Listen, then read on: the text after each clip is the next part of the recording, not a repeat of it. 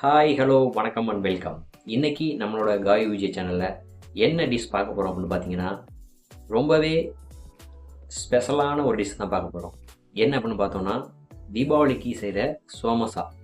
எங்கள் வீட்டில் வந்து பார்த்திங்கன்னா எங்கள் அம்மா நிறைய ஸ்வீட் செய்வாங்க. அதில் ஒன்று வந்து பார்த்திங்கன்னா சோமசா, அப்புறம் ரவா லட்டு வந்து எனக்கு ரொம்ப பிடிக்கும். அதனாலே அவங்க அதிகமாக செய்வாங்க. சரி, அதையே நம்மளும் ஒரு டிஷ் வந்து கொடுக்கலாம் எப்படின்னு சொல்லிட்டு அம்மாட்ட வந்து எல்லா அளவுகளும் கேட்டு இன்றைக்கி வந்து நம்ம அந்த சோமோசா எப்படி செய்யணும்னு பார்க்க போகிறோம். இது வந்து அம்மா ஸ்பெஷல் சோமோசா. வாங்க எப்படி செய்யணும்னு பார்க்கலாம். 250 கிராம் மைதா மாவு எடுத்து அது கூட கொஞ்சம் கொஞ்சமாக தண்ணி ஆட் பண்ணி நல்லா சப்பாத்தி மாவு பதத்துக்கு அதை நல்லா பிசைஞ்சுக்கணும். அதுக்கப்புறமா பார்த்திங்கன்னா ஒரு ஈரத்துணி போட்டு அந்த மாவை ஒரு மணி நேரம் போல் நம்ம ஊற வைக்கணும். எவ்வளோக்கு எவ்வளோ ஊறுறதோ அந்த அளவு வந்து பார்த்திங்கன்னா நம்ம தேய்க்கிறதுக்கு நல்லா ஈஸியாக இருக்கும். இப்போ இதுக்குள்ளே வைக்கிற ஸ்டஃபிங் வந்து ரெடி பண்ணிக்குவோம். ஒரு மூடி தேங்காயை வந்து நல்லா துருவி எடுத்துக்கலாம்.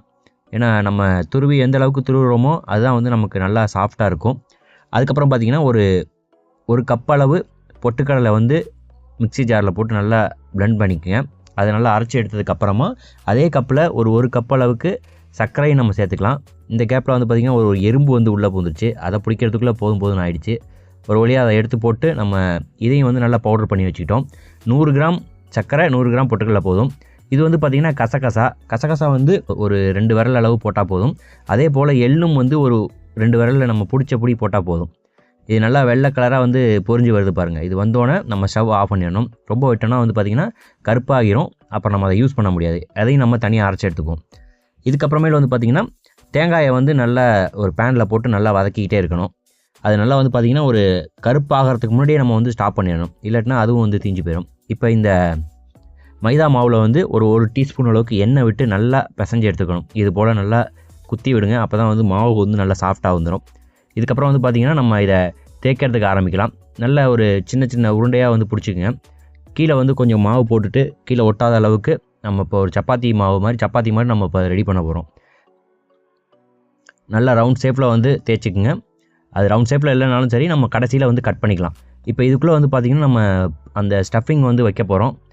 இந்த அளவுக்கு ஒரு திக்னஸ் இருந்தால் போதும். அப்போ தான் நம்ம எண்ணெயில் போட்டு எடுக்கும்போது நல்லா வேகிறதுக்கு வந்து கரெக்டாக இருக்கும். ஃபஸ்ட்டு வந்து தேங்காயை வச்சுருவோம். அதுக்கப்புறமேல வந்து பார்த்திங்கன்னா பொட்டுக்கடலை வந்து நம்ம அரைச்சி வச்சுருக்கோம் இல்லையா, அதையும் வச்சுருவோம்.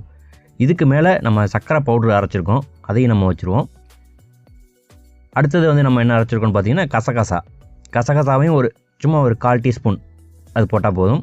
அதுக்கப்புறம் ஏலக்காய் தூளும் நம்ம 1/4 டீஸ்பூன் போட்டால் போதும். இப்போ வந்து இதை நல்லா நம்ம க்ளோஸ் பண்ணி வச்சுக்கோம். நம்ம கொல்கட்டையெல்லாம் சுடுவோம் இல்லையா, அது போல் நல்லா க்ளோஸ் பண்ணி வச்சுட்டு நம்ம ஸ்பூன்லேயே வந்து பார்த்திங்கன்னா ஃபோர்க் இருக்கு இல்லையா, அதை வச்சு நம்ம அப்படியே அந்த கார்னரை ஃபுல்லாக நம்ம அழுத்தி விட்டுக்கிட்டே வரணும். அழுத்தி விட்டுக்கிட்டே வந்தோம்னா அது வந்து நல்லா ஒட்டிக்கும். இது போல் நல்லா எல்லா பக்கமும் படுற மாதிரி நல்லா அழுத்தி விட்டுருங்க.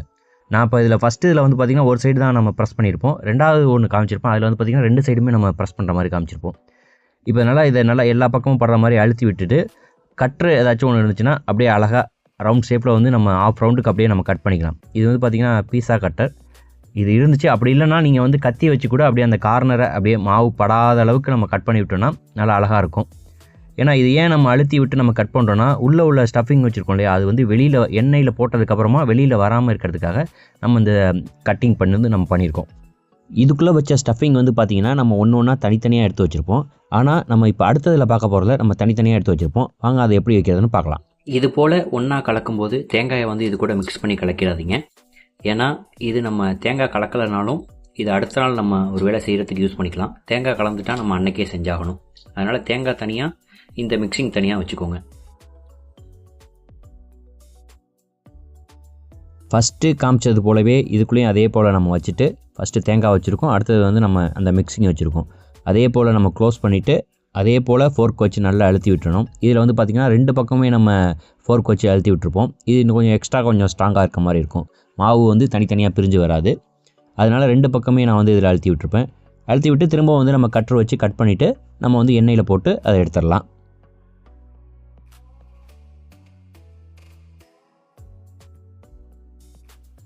ஸ்டவ் ஆன் பண்ணிவிட்டு கடாயை வச்சாச்சு. இப்போ நமக்கு அந்த சோமோசா வந்து பொரிச்சு எடுக்கிற அளவுக்கு நம்ம எண்ணெயை வந்து நல்லா ஊற்றிக்குவோம். நல்லா ஃபுல்லாக மூழ்கிற அளவுக்கு இருந்தால் போதும். இதில் வந்து ஒரு சோமோசாவாக நம்ம போட்டு எடுத்துக்குவோம். இது கொஞ்சம் சின்ன எண்ணெய் சட்டியாக இருக்கிறதுனால நான் 2 வந்து போட்டிருக்கேன். நீங்கள் கொஞ்சம் பெருசாக இருந்தால் 4-5 கூட ஒன்றா ஒரே டைமில் நம்ம போட்டு எடுக்கலாம்.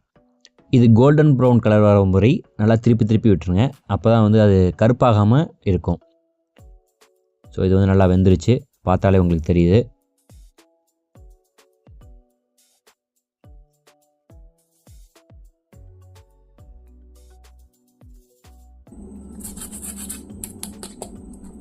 அவ்வளோதாங்க, அம்மா ஸ்பெஷல் சோமாசா ரெடி. இது போல் வெந்ததில் வந்து பார்த்திங்கன்னா பொரிஞ்சு வரும். பொரிஞ்சு வர்றதில் இது மாதிரி வெள்ளையாயிடுச்சுன்னா அது வந்து நல்லா வெந்ததாக அர்த்தம்.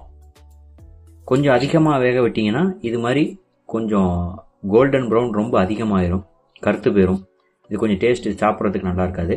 அதனால் இது போல் ஒயிட்டாக வரும்போதே பொரிஞ்சு வருது இல்லையா, பொரிஞ்சு வரும்போது இது மாதிரி வெள்ளை ஏதாச்சும் ஒரு இது ஒன்று உடஞ்சிருச்சு அப்படின்னா அது நல்லா இருக்கிறது அர்த்தம். அது போல் பார்த்து எடுத்துக்கோங்க. ஸோ அவ்வளோதான், நம்ம சோமாசா வந்து ரெடி ஆகிடுச்சு. இது உள்ளே வந்து பார்த்திங்கன்னா இது வந்து குட்டி மாவு கடைசியாக இருந்துச்சு, அதனால் இது உள்ளே வச்சுட்டோம். இது உள்ளே இதை ஒன்று உடச்சி பார்ப்போம், எப்படி சவுண்டு கேட்குது பாருங்கள்.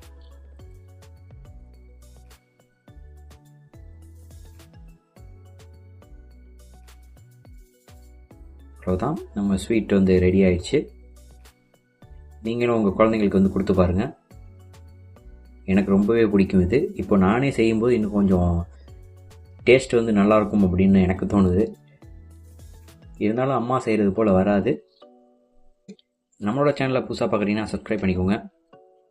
வீடியோ உங்களுக்கு பிடிச்சிருந்துச்சுன்னா ஒரு லைக் பண்ணிக்கோங்க. தேங்க்யூ.